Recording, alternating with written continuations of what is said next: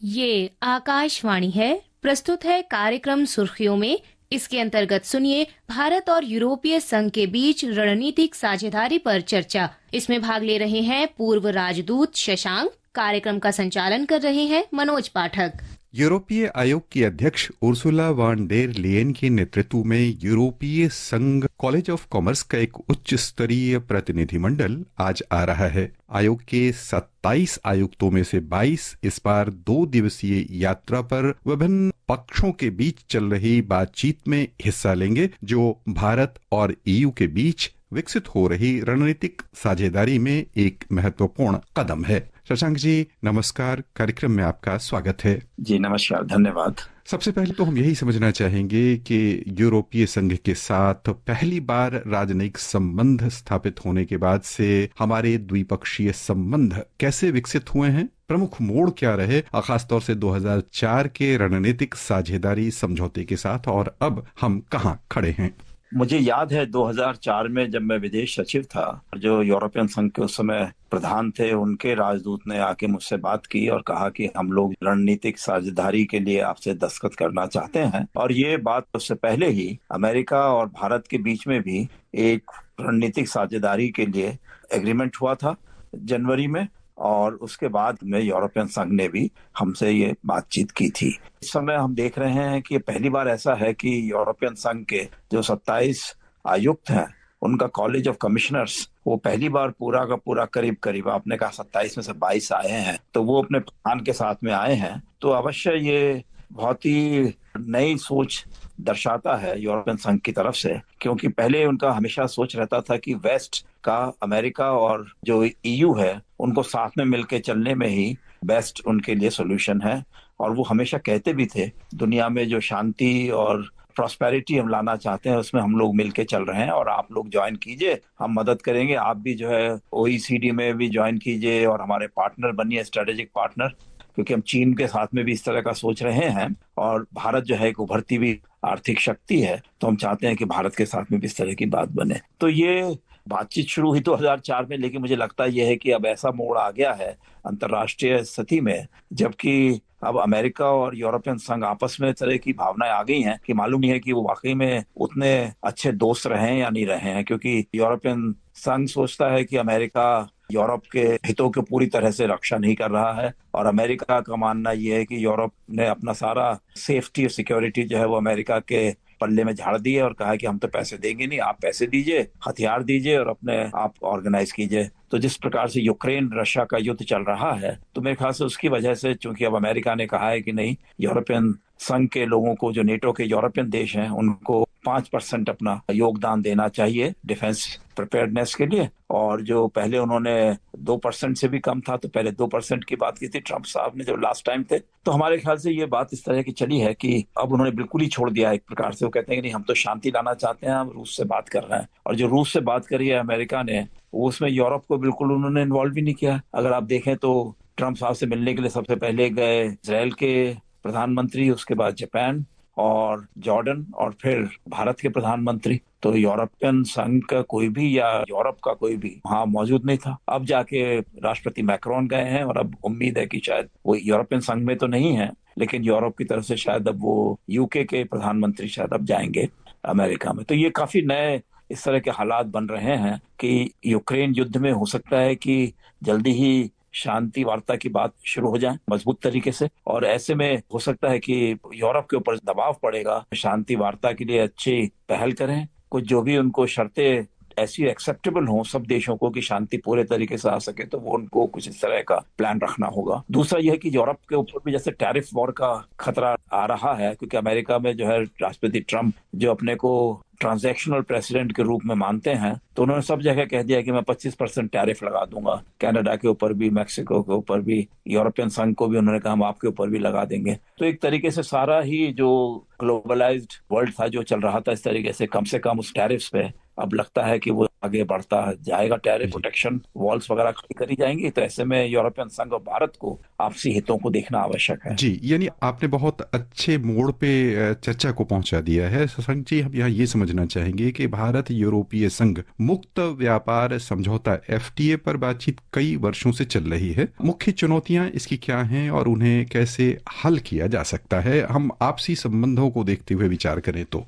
देखिए, ये बात है कि जो चीजें यूरोप में बेचता है, तो जो प्राइमरी या बहुत ही पार्शियली प्रोसेस्ड कमोडिटीज होती हैं उन पे तो मैं मानता हूँ कि यूरोप से कम टैरिफ्स वगैरह लगते हैं। लेकिन जैसे ही वो कुछ ऐसी चीजें हो जाती हैं जो जिसमें ज्यादा प्रोसेसिंग होती है या ज्यादा रिफाइंड प्रोडक्ट्स भारत बेचना चाहता है, तो उनमें ड्यूटी काफी पीक स्तर पर पहुंच जाती है। दूसरा, भारत जो है जिस तरह के सर्विसेज सेक्टर में जो मोड 4 कहलाता है WTO के, उसमें वो चाहता है कि उसमें ज्यादा एग्रीमेंट होना चाहिए, उसमें ज्यादा प्रगति नहीं हो पाती है।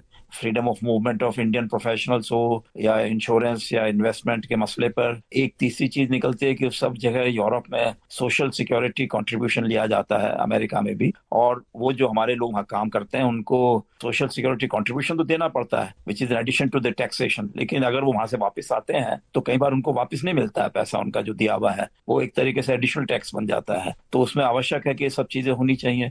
यूरोपियन संघ और यूरोप के जो देश हैं वो हमेशा से इंसिस्ट करते रहे हैं कि भाई आप वाइन्स और स्पिरिट्स में जो है आप ड्यूटी कम कीजिए, मार्केट ओपनिंग कीजिए। जी, अब भारत में वो प्रायोरिटी की चीज नहीं है, लेकिन यह है कि वो इंसिस्ट करते हैं। ऑटोमोबाइल्स में वो नहीं लाना चाहते हैं। भारत को आत्मनिर्भरता का जो भारत का स्लोगन है, हमारा प्राइमरी ऑब्जेक्टिव है, उसमें वो नहीं कर पा रहे हैं, तो उसमें थोड़ी दिक्कत पड़ती है। उसमें वो चाहते हैं कि हम जो है ऑटोमोबाइल मार्केट खोलें उनके हाई एंड ऑटोमोबाइल इंपोर्ट करने के लिए। लेकिन कई और मसलों में, जैसे डिफेंस टेक्नोलॉजी में हुआ, आर्टिफिशियल इंटेलिजेंस में हुआ, सेमीकंडक्टर्स में हुआ, हमें लगता है ये है कि इसमें काफी आगे प्रोग्रेस की जा सकती है। और आपने देखा होगा कि जैसे फ्रांस और भारत में तो बहुत ही आपस में उन्होंने सोलर सेक्टर में और अभी आर्टिफिशियल इंटेलिजेंस में उन्होंने को चेयर भी करे हैं इंटरनेशनल मीटिंग्स को। और हमारे ख्याल से जो क्लाइमेट चेंज के इश्यूज होते हैं उसमें भारत के अपना बहुत कमिटमेंट है। लेकिन जिस प्रकार से जो कार्बन टैक्स वगैरह यूरोपियन संघ लगाता है वो भारत को मंजूर नहीं है। वो चाहता है कि ये थोड़ा सा सोच विचार हो दोबारा से यूरोपियन संघ के देशों में। यहाँ पर हम ये समझना चाहेंगे, एक समय था जबकि यूरोपीय संघ, मिडिल ईस्ट और भारत के बीच कॉरिडोर बनाने की चर्चा चल रही थी। उस मसले पर कहाँ तक आगे हम बढ़े हैं और क्या उसकी दिशा है वर्तमान में? आपने बहुत अच्छा प्रश्न किया है, क्योंकि इस पे बहुत उत्साह था। भारत खुद चाहता है कि जितने भी कॉरिडोर्स बन सकते हैं भारत के और जो हमारे व्यापार में प्रमुख क्षेत्र हैं उनके साथ में, तो हम समझते हैं कि इसमें यह नहीं समझना चाहिए कि भारत के जो और कॉरिडोर्स हम बनाने का प्रयास कर रहे हैं उन पे तो तवज्जो ना दी जाए, खाली ये बनाया जाए। लेकिन इसमें ये जरूर है कि ये G20 के अवसर पर जब भारत ने इसके मीटिंग अपने यहाँ रखी थी, उस समय ये एग्रीमेंट हुआ था, IMEC जिसको कहते हैं, इंडिया मिडिल ईस्ट कॉरिडोर। तो उसमें उम्मीद थी कि उसमें तेजी से आगे प्रगति होगी और उसमें भारत और मिडिल ईस्ट के देश भी आपस में जुड़ेंगे। और साथ में जिस प्रकार से हमने और कॉरिडोर्स बनाए हैं, चाहे ईस्ट में ट्राइलेटरल हाईवे इनिशिएटिव के थ्रू करे हैं या नॉर्थ वेस्ट में हमने चाबहार के थ्रू अफगानिस्तान और ईरान के साथ में करे थे, और सेंट्रल एशिया और ईस्टर्न यूरोप तक जाने के लिए। अब हमको लगा ये कि थोड़ी दिक्कतें इसलिए आ रही हैं कि इसमें एक तरफ तो इजरायल और हमास का युद्ध हुआ, उसकी वजह से इंस्टेबिलिटी आ गई पूरे मिडिल ईस्ट में, तो बातचीत नहीं चल पाई। और अब उम्मीद है कि शायद उसमें कुछ आगे प्रोग्रेस होगी। दूसरी तरफ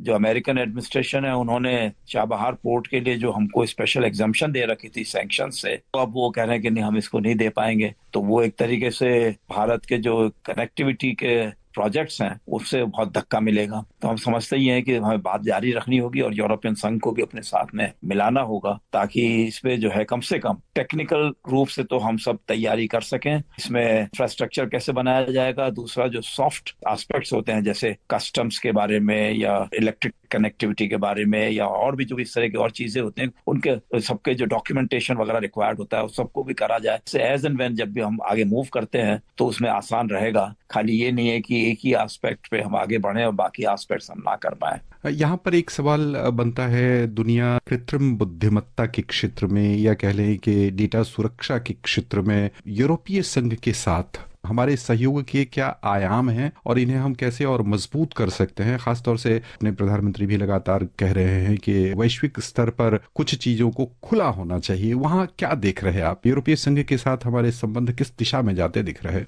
ऐसा है कि जो भारत और विश्व के जो खासकर वेस्ट के देश हैं, हम लोगों का फिलॉसफी पेटेंट्स प्रोटेक्शन के बारे में या नए इनोवेशंस वगैरह होता है टेक्नोलॉजी में, उसके बारे में बिल्कुल अलग विचार रहा है। वह यह है कि भारत हमेशा से कहता रहा है कि जो भी अगर आगे इंटेलिजेंस हो, जो भी हमारा नई टेक्नोलॉजीज हो, उसमें काफी ओपनली शेयर होना चाहिए, ओपन इसमें डोर पॉलिसी होनी चाहिए। और जिस प्रकार से वेस्टर्न कंट्रीज की भी कई ऑर्गेनाइजेशन है, उन्होंने अपने आप ही कहा है कि नहीं, हम लोग जो है ओपन प्लेटफॉर्म्स बनाएंगे। और उसकी वजह से ये भी हुआ है कि आर्टिफिशियल इंटेलिजेंस में काफी प्रोग्रेस हुई है, क्योंकि कई प्लेटफॉर्म नए निकल कर आ गए हैं जिसमें प्रोटेक्शनिज्म वगैरह की भावना नहीं रखी गई है। जैसे अभी डीप सीक करके चाइना का वो निकल कर आया है, तो वो कहते हैं कि इसमें भी उनको फायदा मिला है। तो भारत भी इसमें उम्मीद रखता है कि उनको भी आर्टिफिशियल इंटेलिजेंस के क्षेत्र में और भी जो नए टेक्नोलॉजीज हैं उसमें आगे हम ज्यादा प्रोग्रेस कर सकते हैं, क्योंकि हमने कई क्षेत्र ऐसे, जैसे खासकर स्पेस का क्षेत्र है, उसमें हमने काफी अच्छे अपने साइंस एंड टेक्नोलॉजी को हमने प्रूव कर दिया विश्व के सामने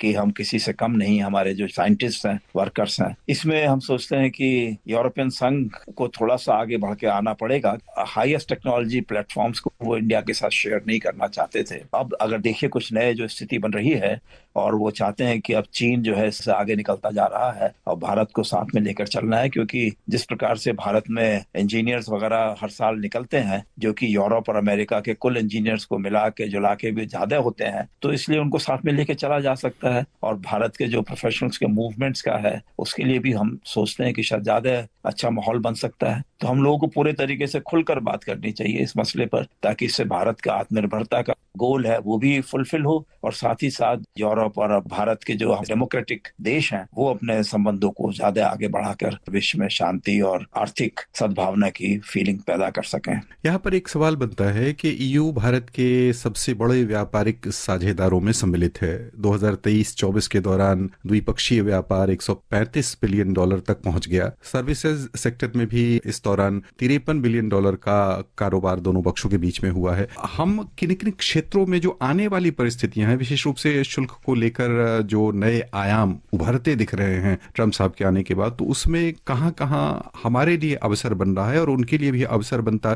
किन क्षेत्रों में देख रहे हैं आप? अभी कुछ ऐसा लगता है कि अमेरिका का मार्केट जो है, चाहे यूरोप के लिए हो चाहे भारत के लिए, हो सकता है कि उसमें काफी फ्लक्चुएशंस आए, कुछ उसमें कठिनाइयां भी आ सकती हैं। तो इसलिए आवश्यक है कि यूरोप और भारत देखें कि किस तरीके से एक दूसरे का जो मार्केट्स हैं उनको यूज करके अपने प्रोडक्ट्स वहां एक्सपोर्ट कर सकें। तो ये मेरे ख्याल से अच्छा मौका है, जबकि हमारे एक्सपर्ट्स जो हैं भारत के इस समय यूरोपियन संघ के सभी कमिश्नर्स भारत में आए हैं, तो उनके साथ में खुलकर बात करनी चाहिए कि किस तरीके से हम लॉन्ग टर्म में रिलेशनशिप अपनी हम आगे कर सकते हैं। क्योंकि हम 4 साल तक तो मुझे लगता है कि अमेरिका के साथ में बातचीत करने में थोड़ा सा तकलीफ यही रहेगी कि वो टैरिफ्स के मसले पर पूरे तरीके से हल नहीं निकल पाएगा। यूरोप तो खैर कह सकता है कि हम जो है वो रेसिप्रोकेट करेंगे अगर वो टैरिफ बढ़ाते हैं। भारत को देखना होगा किस तरीके से जो उसको डाइवर्ट किया जा सकता है अमेरिका के अटेंशन को अपने और चीजों को जो अमेरिका भारत में बेचना चाहता है, या भारत से अगर हमारे यंगस्टर्स को वहां पढ़ने के लिए विचार देना चाहता है या भारत में इन्वेस्ट करना चाहता है कई चीजों को, तो वो करा जाएगा। लेकिन यूरोप के साथ में जैसे एग्रीकल्चरल कमोडिटीज हमारी हैं, तो हम वहां उनको बेचने के लिए, फार्मास्यूटिकल प्रोडक्ट्स हैं उनके लिए हम वहां मार्केट ढूंढ सकते हैं, और वहां से जो टेक्नोलॉजीज वगैरह हमको मिल सकते हैं बहुत ही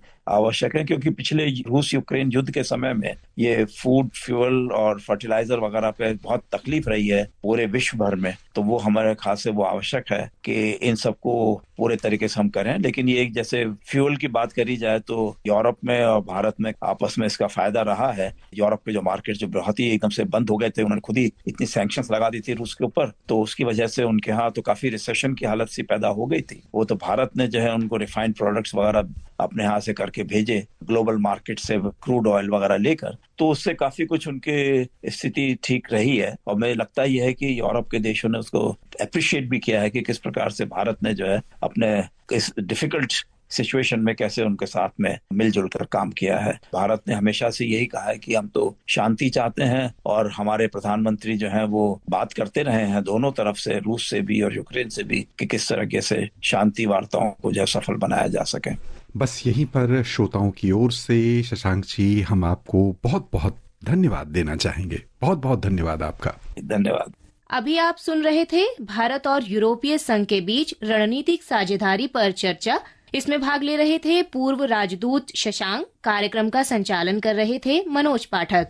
ये कार्यक्रम आकाशवाणी के समाचार सेवा प्रभाग द्वारा प्रस्तुत किया गया। इसे आप हमारे mobile app news on AIR और YouTube channel news on AIR official पर भी सुन सकते हैं। इस कार्यक्रम के संबंध में अपनी प्रतिक्रिया आप हमें ईमेल या व्हाट्सएप के माध्यम से भेज सकते हैं। ईमेल का पता है airnsdtalks@gmail.com और व्हाट्सएप नंबर है 9289094044।